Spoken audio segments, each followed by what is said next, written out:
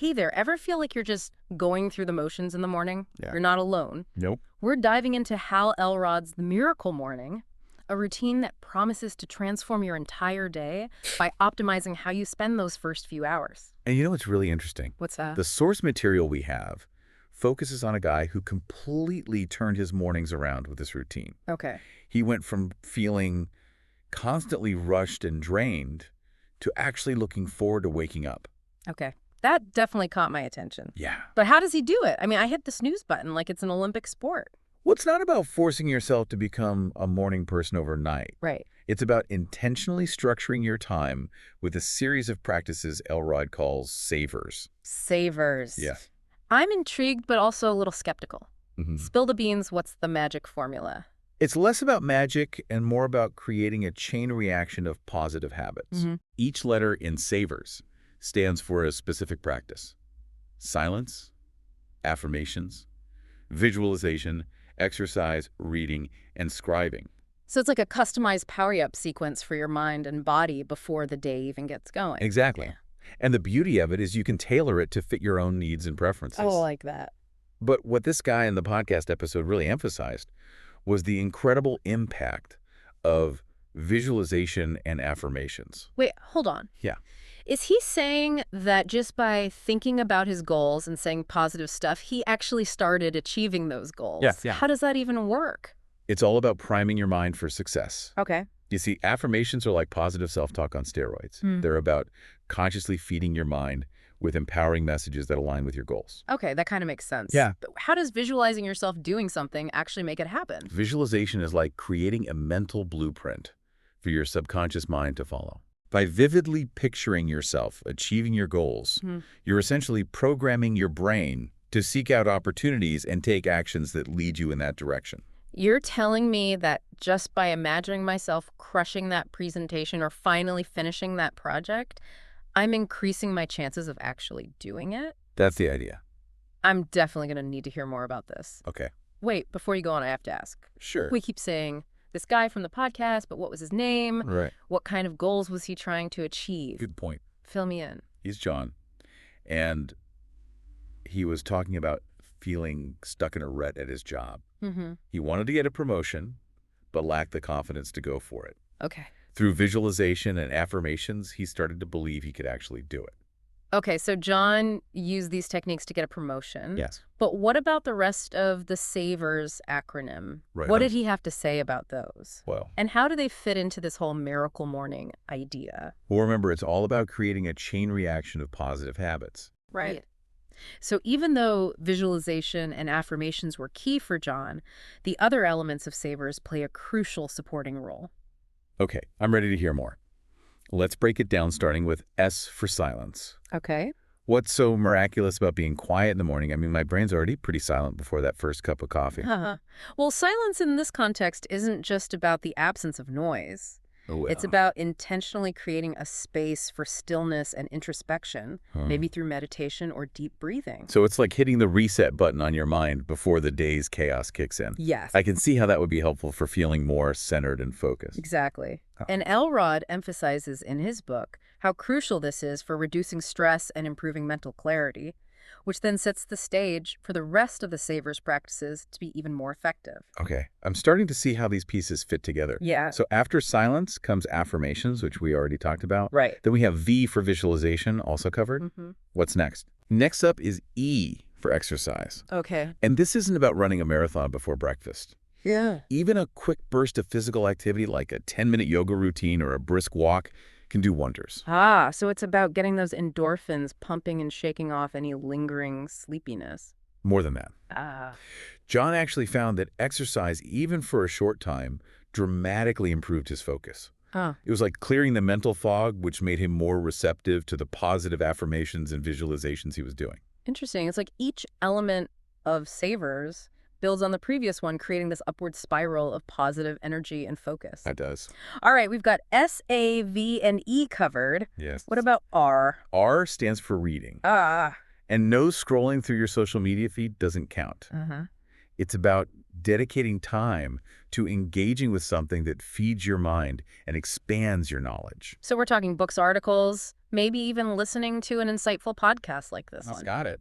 The key is to choose content that aligns with your goals or interests and actually inspires you.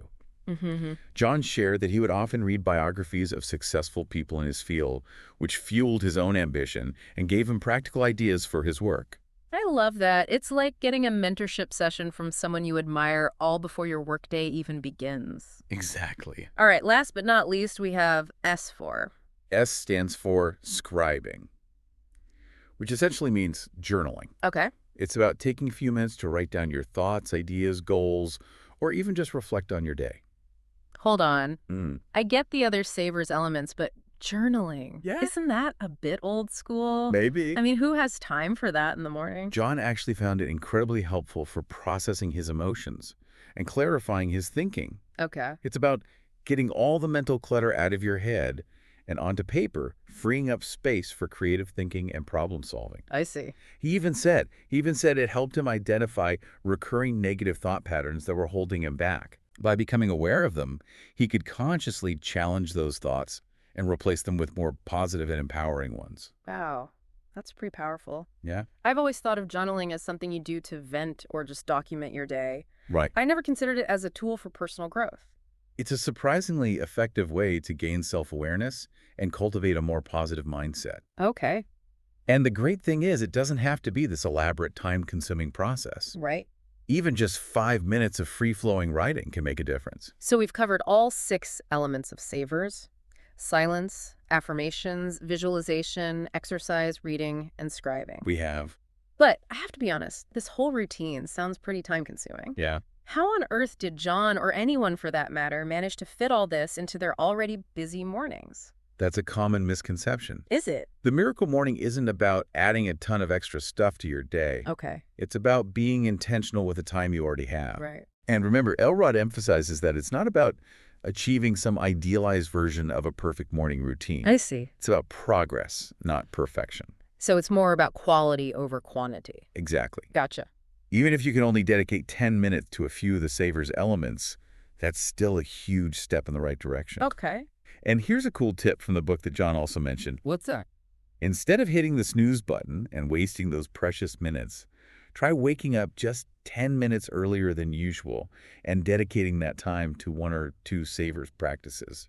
Okay, that actually seems doable. Yeah. It's like tricking yourself into having a more productive morning without making any drastic changes. Exactly. But what about those days when you just can't seem to get out of bed no matter how much you want to stick to your miracle morning?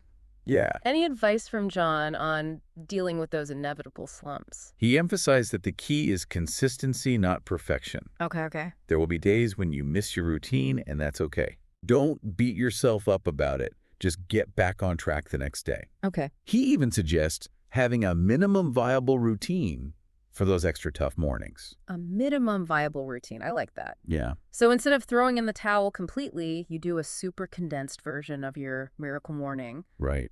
What would that look like? It could be as simple as taking 5 minutes for some deep breathing Yeah. and then reading a few pages of an inspiring book, Right. or maybe doing a quick set of affirmations while you're in the shower. Mm-hmm. The point is to maintain the momentum of the habit even if you can't do the full routine. That's actually really helpful. It Yeah. takes the pressure off and makes the whole thing seem much more sustainable in the long run. Absolutely. So if someone listening is thinking, all right, I'm intrigued, I want to give this a try, what would be your advice for getting started? First, I'd say definitely check out Hal Elrod's book, The Miracle Morning, for a more in-depth look at the S.A.V.E.R.S method and all its benefits. Okay. But even before that, you could start experimenting right now. Right this second. Yes. Like how? Choose 1 or 2 S.A.V.E.R.S elements that resonate with you the most and commit to incorporating them into your morning routine for a week. Okay. It could be as simple as spending 5 minutes journaling before bed or doing a quick guided meditation when you wake up. Right. Just start small and see how it feels. I love that. It's all about taking action and making those small, consistent changes that can ultimately lead to big results. Exactly. Okay, we've covered a lot of ground today, from the nitty-gritty of the S.A.V.E.R.S practices to practical tips for incorporating the Miracle Morning into your life. But before we wrap up, I want to circle back to something you said earlier. Okay. You mentioned that the Miracle Morning isn't just about external success or productivity. It's Yeah. also about cultivating inner peace and a sense of purpose. Right. Can you elaborate on that a bit more? Absolutely. While achieving goals and boosting productivity are certainly appealing outcomes, the true miracle of the Miracle Morning lies in its potential to transform your relationship with yourself. Okay, tell me more about that. What do you mean by transforming your relationship with yourself?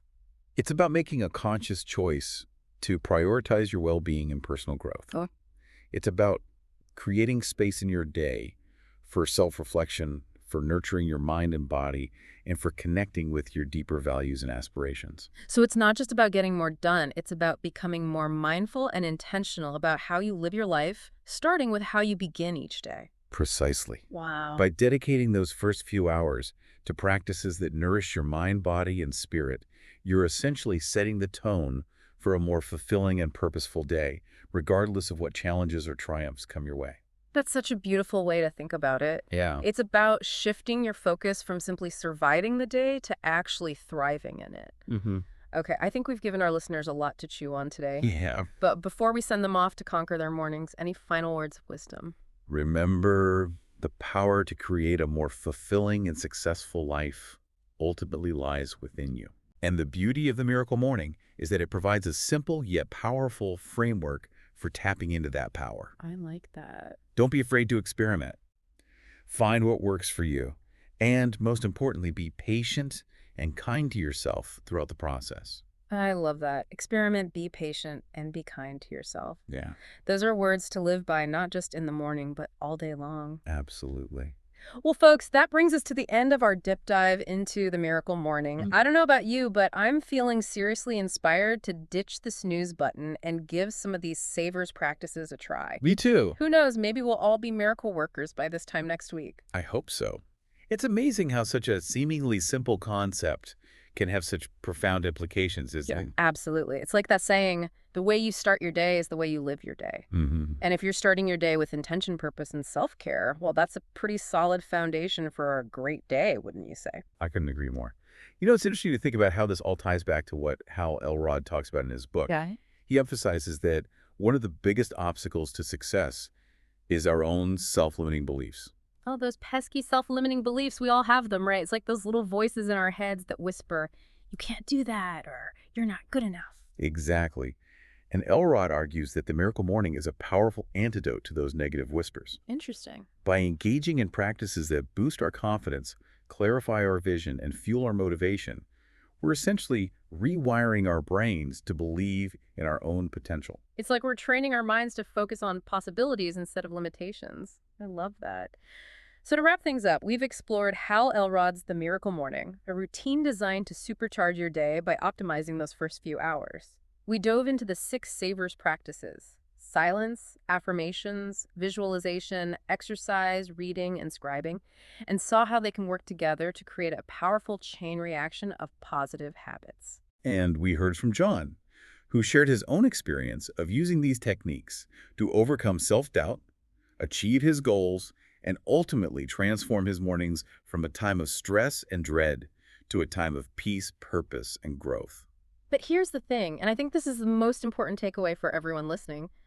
You don't have to be John. You don't have to be a morning person, and you don't have to wake up at the crack of dawn to reap the benefits of the Miracle Morning. Right. It's about finding what works for you, experimenting, starting small, and being consistent. Exactly. Even if you only have 10 minutes to spare, dedicating that time to 1 or 2 S.A.V.E.R.S practices can make a world of difference. For sure. So as we sign off today, we want to leave you with this. Think about one small change you could make to your morning routine, even something as simple as spending 5 minutes in silence before checking your phone that could help you start your day with a little more intention and purpose. Yeah. What one small step could you take to create a ripple effect of positive change in your life, starting with how you spend those precious first few hours of each day? We encourage you to give it a try. And remember, the miracle isn't in the routine itself. It's in the power you have within you to create a life you truly love. Until next time, keep diving deep, keep exploring, and keep believing in the power of small, consistent actions to create extraordinary results. I love it.